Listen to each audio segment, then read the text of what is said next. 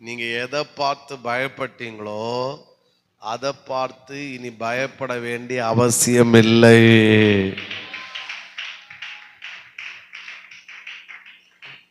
ஆமென். சத்தமா சொல்லுங்க ஆமென். ஆமென்.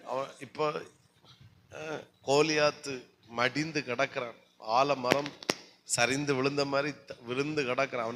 அவனுக்கு கவசத்தையும் பட்டையை எல்லாம் போட்டு மல்லாக்கா ரெண்டு கொஞ்ச கும்பகர்ணம் கடந்த மாதிரி தலைவர் மல்லாக்க கிடக்கிறார். எங்க போச்சு யாரும் நினைச்சு பார்க்கல.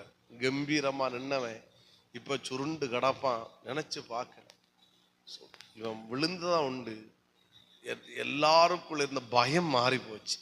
ஆமே, எப்போ கோலியாத்து மடிந்து விழுந்தானோ அப்பமே எல்லாருடைய பயம் என்ன செய்துட்டு இஸ்ரவேலருக்கு அது மட்டும் இல்லை. எப்ப கோலியாத்து மடிந்தானோ அதோட பெலிஸ்தருக்குள் பயம் உண்டாயிற்று. நீங்க பார்த்தீங்கன்னா தெரியும், 45ஆம் வசனத்துல அவன் செத்து போனான் என்று பெலிஸ்தர் கண்டு, 51ஆம் வசனம் சாரி, பெலிஸ்தர் கண்டு கடைசி அந்த வேடை எப்படி முடியுது? எதிர்த்து நின்றார்கள் என்று அல்ல. கோலியாத்து போனா என்ன, நாங்க நிக்கிறோம், நாங்க பார்த்துக்கலாம் அப்படின்னு இல்லை. எப்போ இவன் முடிஞ்சானோ அப்பவே பெலிஸ்தர் என்ன செய்தார்கள்?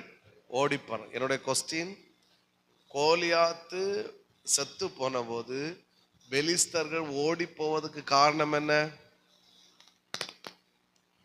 சத்தமா அவர்களுக்குள் என்ன உண்டாயிற்று? என்ன வந்து விட்டது? பயம். இதுவரைக்கும் இஸ்ரவேலர் பயப்பட்டார்கள், சவுல் பயப்பட்டான். இஸ்ரவேல் பாளையத்துல பயப்படாதவங்க ஒருத்தரும் கிடையாது. இப்போ கோலியாத்துக்கு ஆட்டம் முடிவுக்கு வந்தபோது ஸ்தோத்திரம், பயப்பட்டவர்கள் கம்பீரமாய் எழுந்து நிற்க ஆரம்பித்தார்கள். பயம் உரித்தினவர்கள் ஒருத்தங்க அழிந்து போனால், இன்னொன்னு பரியாசம் பண்ண பயம் உறுத்தின அத்தனை பேர் அவர்கள் பயப்பட்டு முதுகை காட்டி கத்த ஓட வச்சாரு. எது உங்களை பயமுறுத்துதோ, சில நேரம் வியாதி பயமுறுத்தலாம், வயது பயமுறுத்தலாம், பலவீனம் பயமுறுத்தலாம், தரித்திரம் பயமுறுத்தலாம், கடன் பயமுறுத்தலாம், சில மனிதருடைய வார்த்தைகள் பயமுறுத்தலாம், ஏன் சில மனிதர்களை பயமுறுத்தலாம். நீங்க பயமுறுத்தலாம். நீங்க விசுவாசிக்க முடியும்னா கர்த்தர் ஜனவரி 31 அந்த பயத்திற்கு ஒரு முடிவை கர்த்தர். இனி நீங்க